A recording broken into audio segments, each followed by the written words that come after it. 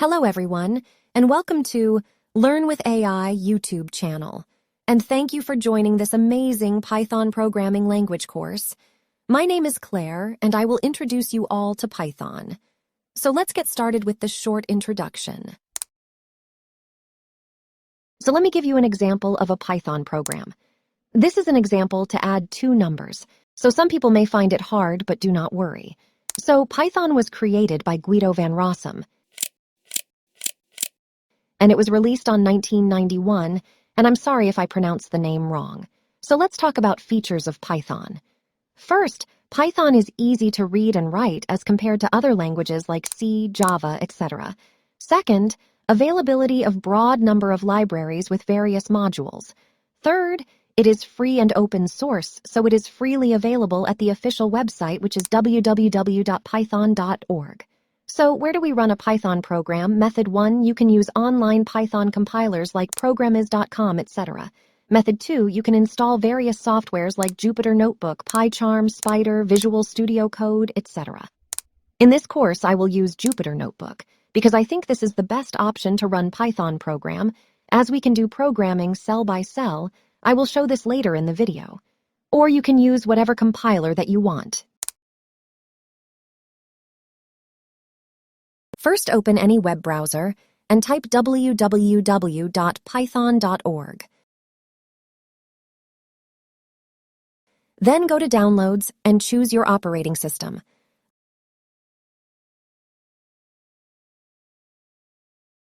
I have Windows operating system, so I am going to click on Windows, and then click on the latest version of Python.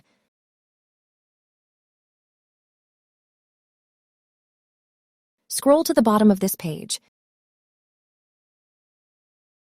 Just click on this link and your downloading will be started.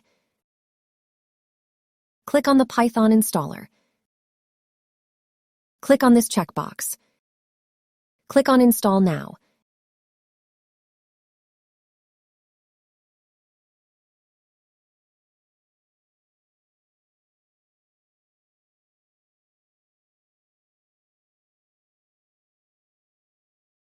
After installation, close the setup. Then go to the terminal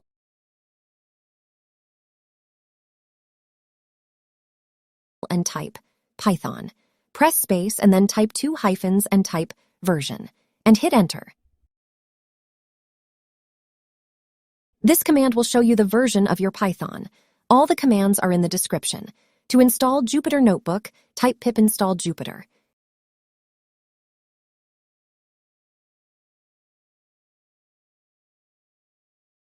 Installation is now started. This command will take some time.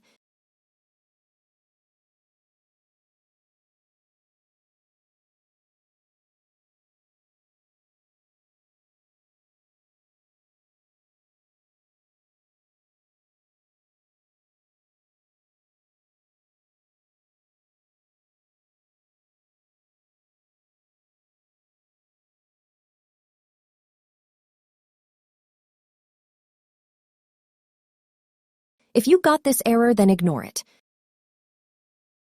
Just copy this command and paste it on your terminal and then run again.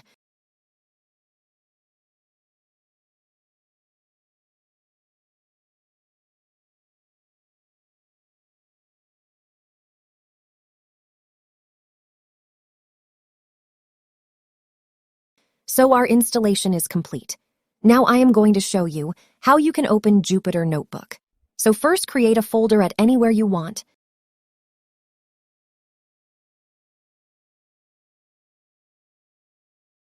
Then go to that folder, then right-click and click on Open in Terminal or Open in CMD.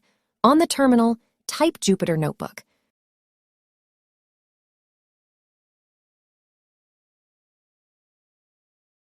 So this is Jupyter Notebook. Let's create a Python file. Click on New and then click on this.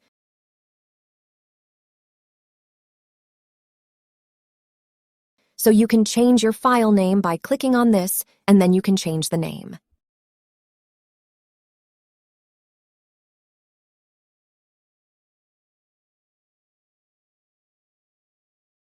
So let's not waste our time and write our first program. In our first program, let's print Hello World here. By print, I mean how can we display it? To do this, we have to first click on this cell and then write print. So what is a print? Print is a function in Python. Then we have to open a parenthesis and start with a quotation mark. And between them, we have to write Hello World.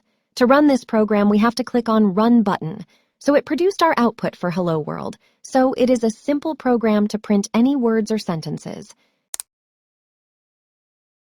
Next, we are going to talk about Python variables.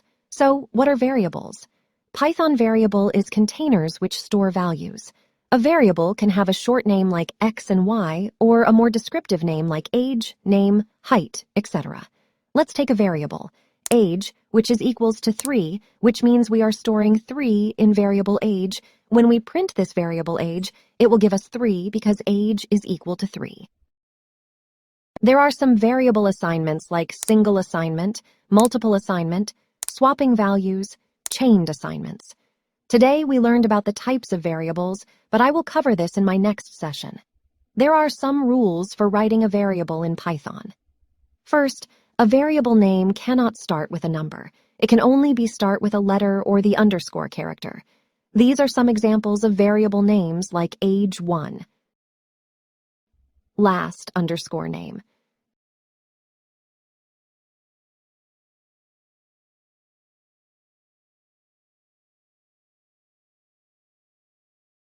Second, variable names are case-sensitive, which mean in the previous example we take the age as our variable. So age and this age is different in the Python. Case sensitivity defines whether uppercase and lowercase letters are treated as distinct or equivalent, so Python is a case sensitive. Third, you cannot give space while declaring a variable. For example, first name, this is not a way to declare a variable.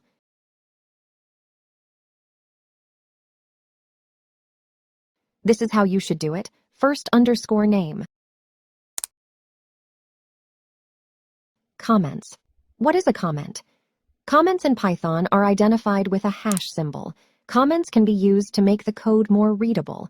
It can also be used to explain Python code. So here's how you can write a comment. First, start writing with the symbol hash, then write anything that you want, like this is a comment. So when we run this program, this line is not be executed because it is a comment. And we can't comment on multiple lines by using hash. To do multiple line comment, start with 3 apostrophe symbol and start writing your comment, and end it with 3 apostrophe symbol. So this is a way by which you can do multiple lines of comment. I prepared a quick quiz for you, so let's start with the first question. So our first problem is, write a program to print your name. It's a very simple question, so guys make sure to pause this video and try to solve it. So let's jump into Jupyter Notebook and click on this cell as I told you guys before. So to print this, we have to use print function, and then we have to open a parenthesis, and start with a quotation mark, and between them we have to write your name like Drake or Travis. So let's take Drake as our name, then click on Run button. As you can see, Drake is printed on the screen. I guess you guys are solving it side by side. So let's go to the next question. Our second question is, write a comment in problem 1. It's a very easy question. To write a comment, we use hash symbol, and then we type a comment. So let's use hash symbol, and then type, this is a comment. Or you can write a comment whatever you want. When we run this, comments will not display. Third problem is, write multiple lines of comment without using hash. We are going to start with 3 apostrophe symbol and start writing your comment, and end it with 3 apostrophe symbol. So this is a way by which you can do multiple lines of comment. Guys, please make sure to subscribe, like, and share this video. So that was it for this chapter. I hope you guys are doing it side by side, and I guess you all understand today's chapter. If you have any queries, make sure to comment in this video without using hash.